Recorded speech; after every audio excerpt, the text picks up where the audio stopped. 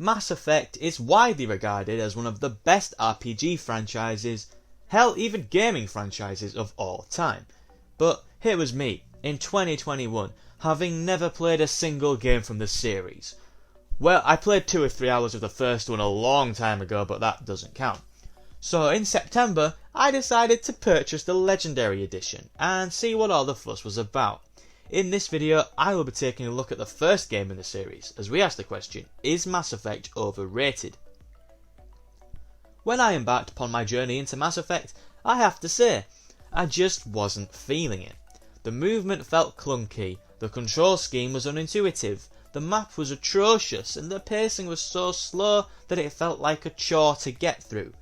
These were my feelings around 2 hours into the game. By this point, I was strolling around the Citadel, doing random side missions for people I didn't care about. I now sit here, recording this video. I have completed this game twice. I have got the Platinum Trophy. I stand by all the flaws I mentioned just now, but I grew to appreciate what this game does well, rather than what it did poorly. Once you leave the Citadel and begin to explore the galaxy as a Spectre, this game truly begins to shine. We all love a good RPG, don't we?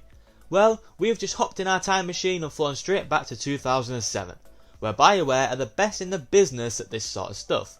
Oblivion had only just released a year before, Fallout 3 wouldn't come out until a year later, so BioWare were there with their KOTOR hype train and they made a wonderful RPG. Sure, a lot of the time your dialogue options don't actually mean much, but there's enough times where they do to make it worthwhile. I was always making sure to allocate points into Charm and Intimidate so that I could pass speech checks, and it always felt satisfying every single time. The side missions are so in depth from an RPG standpoint that it actually caught me off guard.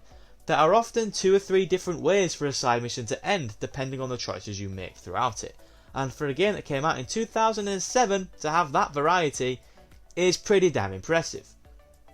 I obviously made sure to choose the morally correct options because I'm not a psychopath, but there are some pretty harsh decisions you can make if you choose to do so.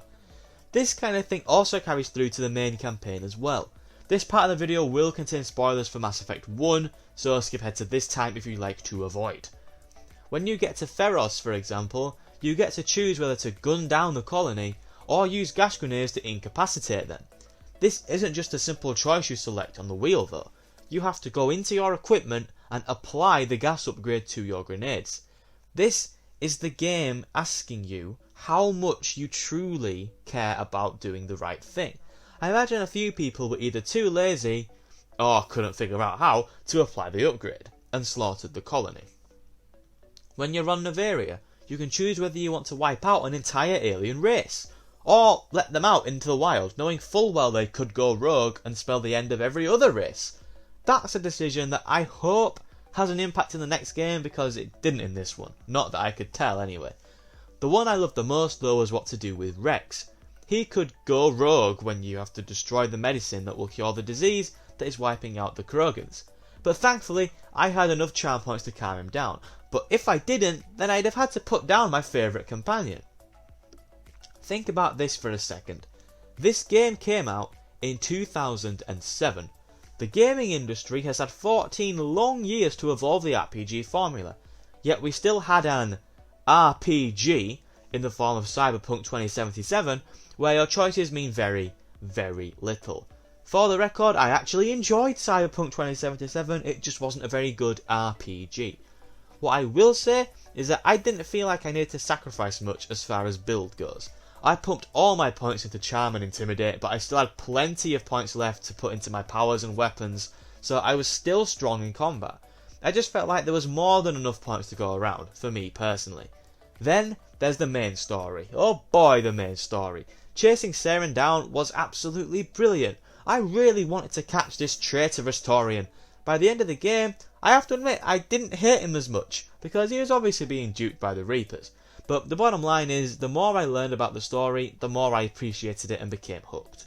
The politics of the council and stuff is also very interesting, and the characters you meet along the way are a joy to speak to.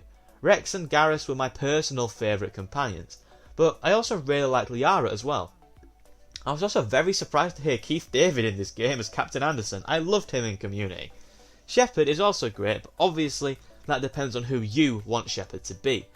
But this game isn't without its problems, for sure. There are way too many reused assets, from character models to locations and level design. You really begin to notice it when doing the side missions on Uncharted planets, goodness me. Obviously the game came out in 2007, but you know what I mean, it's still true. What else is there? The combat and movement is really clunky and very unintuitive. It's not awful by any means, but it definitely isn't fluid, to say the least. I know they improved the Mako, but it still controls terribly. I know some people say it's not too bad now, but what they really mean is that it's better than it was before, which it is. It still sucks though. The completionist trophy is an absolute bitch as well. There's no way to track in-game what counts as the majority of the game, so you're just doing side content until it pops. Awful trophy, but that's just something that'll annoy trophy hunters like myself.